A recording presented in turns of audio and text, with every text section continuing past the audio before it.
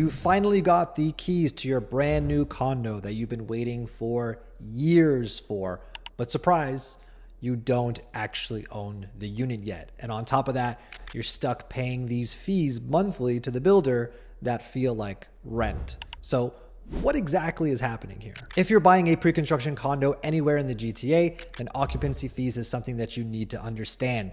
And in my experience, a lot of buyers either don't understand what they are exactly, or in many cases, don't know that they exist at all. So in today's video, I'm going to be breaking down what occupancy fees are, what they're made of, how long they typically last, and how to reduce their impact.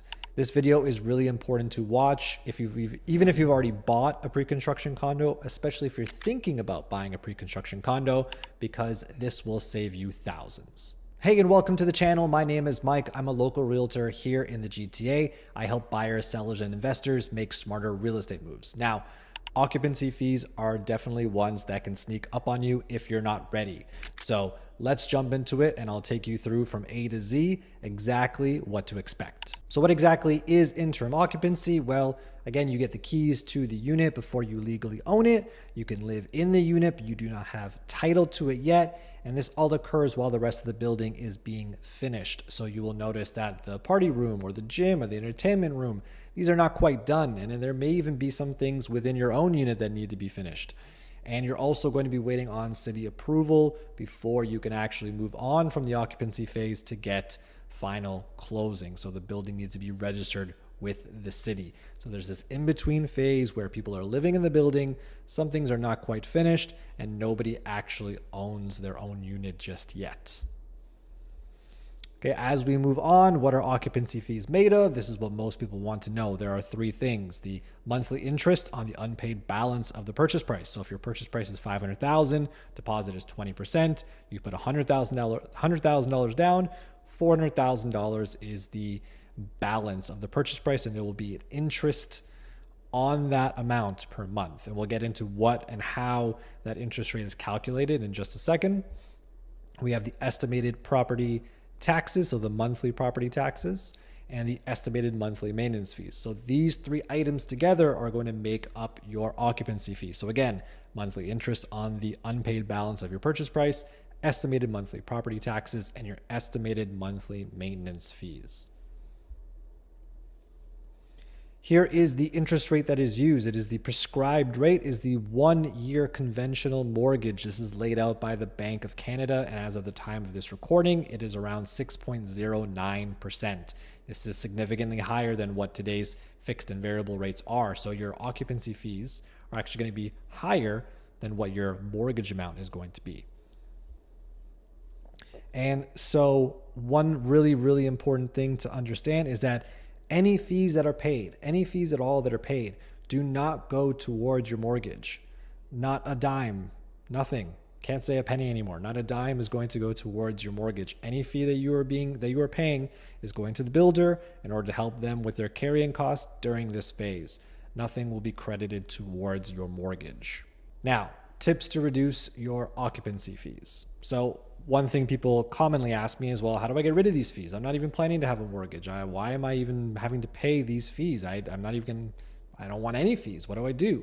So there are a couple things you can do. You can't eliminate them entirely, but you can reduce them. So the first thing you could do is top up your deposit to reduce or eliminate the interest portion. So if you have extra cash that you want to put towards the deposit on occupancy, you can. That will reduce the unpaid balance of the purchase price. Some builders will allow you to put all of it down, but that may not be the wisest thing to do, to give all that money up front, but you can certainly put some down. Again, this is something you would discuss with your lawyer, a strategy for how much to actually put down to do that. A common thing people do is they rent out the unit during occupancy if the builder allows it. So in this situation, if you have already bought your unit or you're thinking of buying a unit, this is where you want to check your agreement. There would have been incentives potentially when this unit was sold to be able to lease out the unit during occupancy. If you don't see that in your agreement, in your 10-day cooling off period right now, make sure to get that in.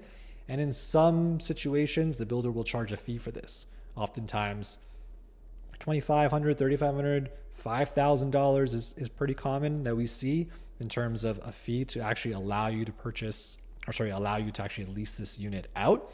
But again, if you can lease the unit for $2,500 a month and your carrying costs, your occupancy fees are $3,000, well, then it's only $500 per month that you're having to pay out in terms of fees rather than the full $3,000 and the unit sitting empty. And in terms of, how do I have less of a occupancy fee period? Well, you can be kind of strategic when it comes to which floor you buy on, and we'll get into that in just a minute. But next, this process, and something that is really, really important to understand, is this is going to last at least 6 to 12 months. There are some builders where you have no occupancy period, they go straight to final closing, but that's quite rare. Now, if you are in a 80-story building, this could take longer than 12 months. This could be 2 years potentially. I've definitely seen a condo take 2 years in occupancy. It's not that uncommon. Now, a year, probably more likely if you're in a 40, 50-story building. Sometimes it can be 6 months, 8 months. I've seen 4 months. This can be all over the place. There's no way to guarantee exactly what it's going to be or how long this process will be. So budget for at least 6 to 12 months during this phase, during this process.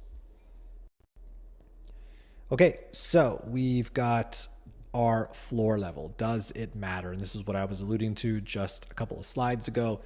Lower floors get occupancy first typically. So they have a longer interim period. So let's say you're in a 30-floor condo and you bought on the 5th floor.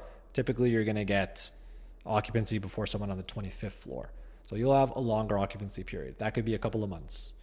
So that's going to be, a few $1,000s more in fees than someone who bought on a higher floor. But higher floors, even though they have shorter occupancy periods, they generally have a premium for being on a higher floor. So do you buy on a higher floor? What if the premium is, $2,000 a floor? That's $40,000 difference between the 25th and the 5th floor. That's probably not worth a shorter occupancy period. If it's $1,000, maybe even still not really. I don't think you're going to pay an extra $25,000 in occupancy fees being on the 5th floor in a couple of months of fees. So higher floor is not always better, even though it is a shorter occupancy period. You have to determine what the premium is and if it's worth it at that point. And what happens at final closing? Title is officially transferred to you. So you will get directions that it's time for final closing, get your paperwork together, close on the property, your mortgage begins. And this is a really important tip.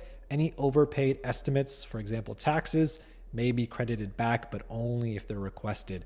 Speak to your lawyer about this. You will not get this money back unless it is requested by your lawyer. And this is why it pays to have a really good lawyer.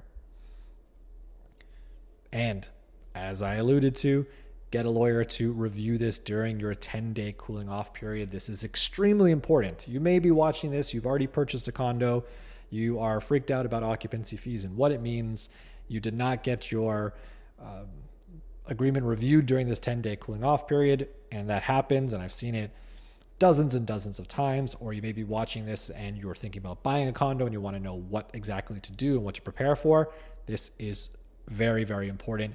Get everything reviewed in detail by a lawyer that specializes in pre-construction condos. Don't just get any lawyer, someone that has a lot of experience with this. It pays for itself 20, 50 times over. Make sure you get it reviewed during the 10-day cooling off period. So now you know that occupancy fees are more than just a footnote in your contract. The good news is that you do not need to be blindsided by them anymore.